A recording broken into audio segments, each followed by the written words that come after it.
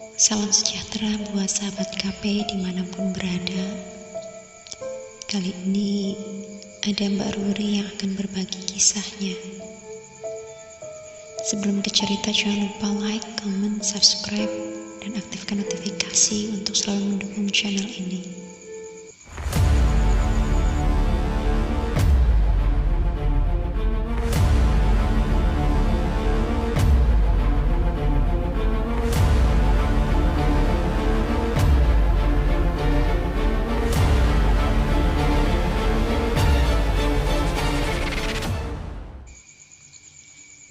Langsung saja kita ke cerita. Kejadian ini terjadi di tahun 2015. Hari itu bertepatan dengan hari Senin, hari di mana setiap orang pasti sibuk untuk beraktivitas, bekerja ke kantornya. Seperti biasa, aku bangun pagi untuk rutinitas mempersiapkan sarapan untuk keluargaku. Sebagai seorang pekerja sekaligus merangkap sebagai ibu rumah tangga itu sudah hal biasa. Selesai sarapan dan membereskan semuanya, aku pun bersiap-siap untuk berangkat bekerja.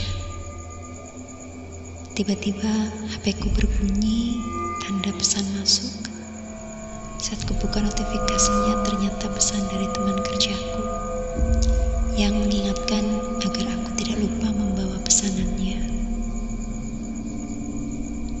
Kebetulan di sini suamiku wirausaha kecil-kecilan di pasar tidak jauh dari rumah. Saat itu suamiku sudah berangkat terlebih dahulu untuk membuka kiosnya. Saat melihat jam dinding sudah menunjukkan pukul 6 kurang, aku pun segera bergegas karena takut kesiangan. Aku putuskan untuk berangkat lebih awal karena harus mengambil pesanan ke kios suamiku. Perjalananku saat menuju pasar biasa saja. Aku pun membawa motorku dengan santai karena jalan yang aku lalui lumayan ramai. Setibanya di pasar, aku langsung bergegas mengambil pesanan temanku dan berpamitan kepada suamiku untuk bekerja. Singkat cerita, setelah keluar dari pasar dan mengambil pesanan temanku, aku masih biasa saja, tidak ada hal aneh sedikit pun yang akan terjadi.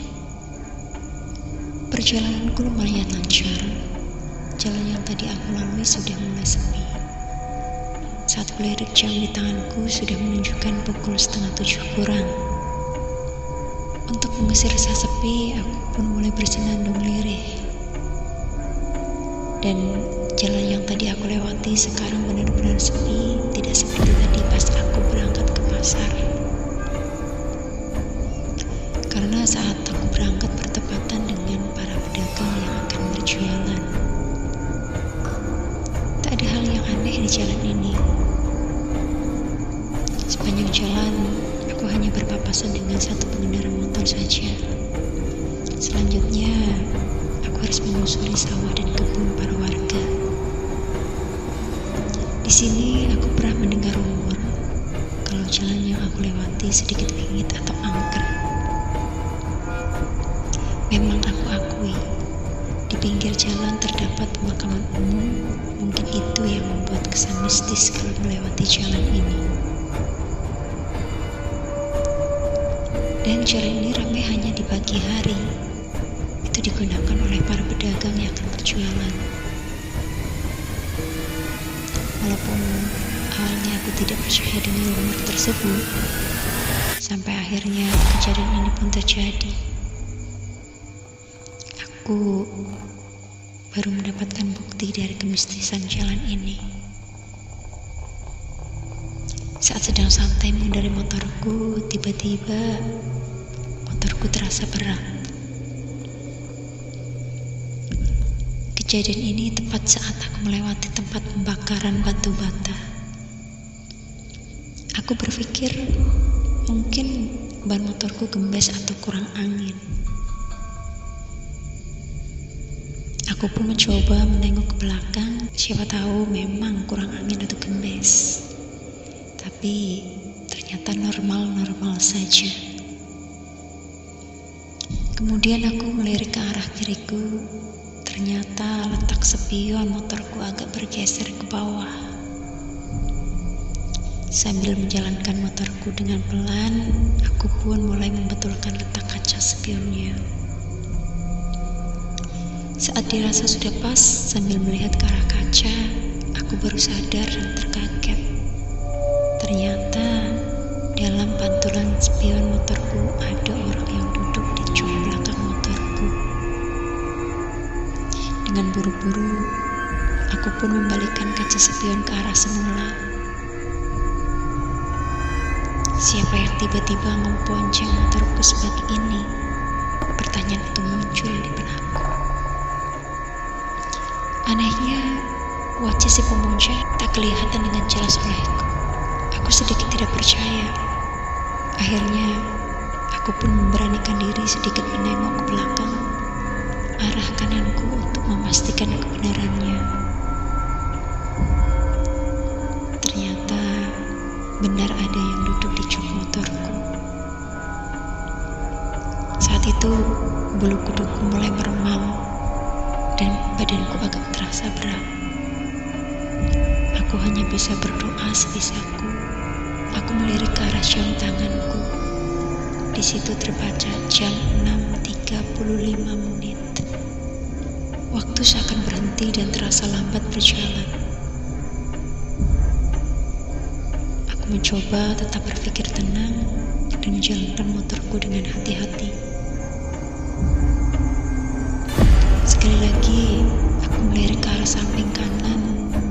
Aku pun melihat rambut yang panjang terurai.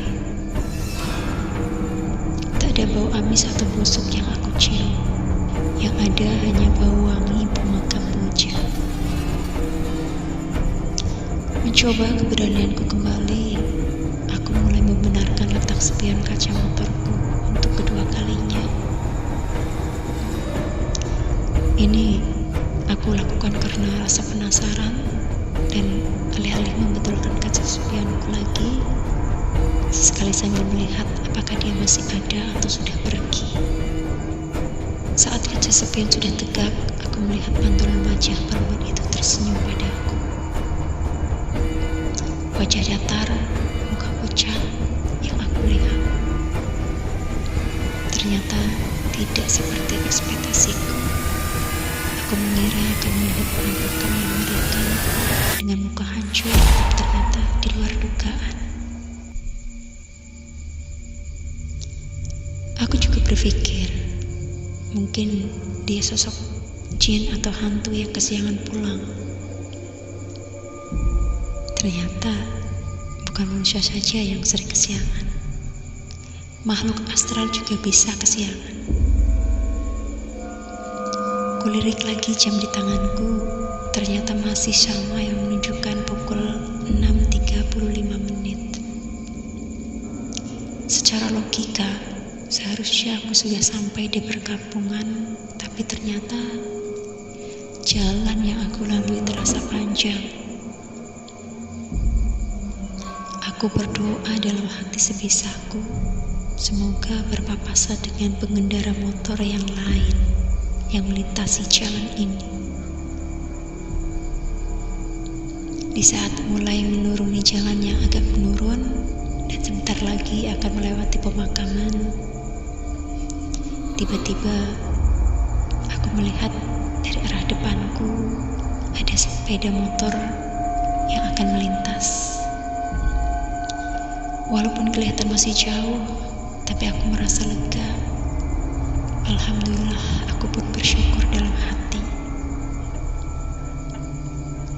Setelah berpapasan dengan pengendara motor tersebut, tepat di pintu pemakaman, motorku terasa lebih ringan dari sebelumnya.